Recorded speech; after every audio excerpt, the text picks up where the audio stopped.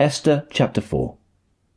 When Mordecai learned of all that had been done, he tore his clothes, put on sackcloth and ashes, and went out into the city, wailing loudly and bitterly. But he only went as far as the king's gate, because no one clothed in sackcloth was allowed to enter it. In every province to which the edict and order of the king came, there was great mourning among the Jews, with fasting, weeping, and wailing. Many lay in sackcloth and ashes. When Esther's eunuchs and female attendants came and told her about Mordecai, she was in great distress. She sent clothes for him to put on instead of his sackcloth, but he would not accept them. Then Esther summoned Hathach, one of the king's eunuchs, assigned to attend her, and ordered him to find out what was troubling Mordecai and why. So Hathach went out to Mordecai in the open square of the city in front of the king's gate.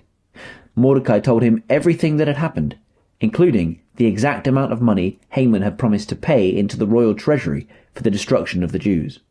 He also gave him a copy of the text of the edict for their annihilation, which had been published in Susa, to show Esther and explain it to her.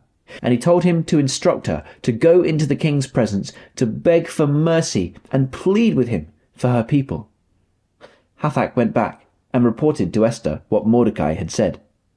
Then she instructed him to say to Mordecai, "All the king's officials and the people of the royal provinces know that for any man or woman who approaches the king in the inner court without being summoned, the king has but one law, that they be put to death, unless the king extends the gold scepter to them and spares their lives. But 30 days have passed since I was called to go to the king." When Esther's words were reported to Mordecai, he sent back this answer: "Do not think that because you are in the king's house, you alone of all the Jews will escape. For if you remain silent at this time, relief and deliverance for the Jews will arise from another place, but you and your father's family will perish. And who knows but that you have come to your royal position for such a time as this?"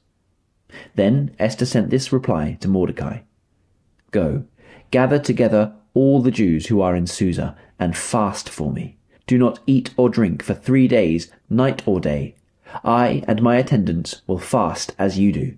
When this is done, I will go to the king, even though it is against the law. And if I perish, I perish." So Mordecai went away and carried out all of Esther's instructions.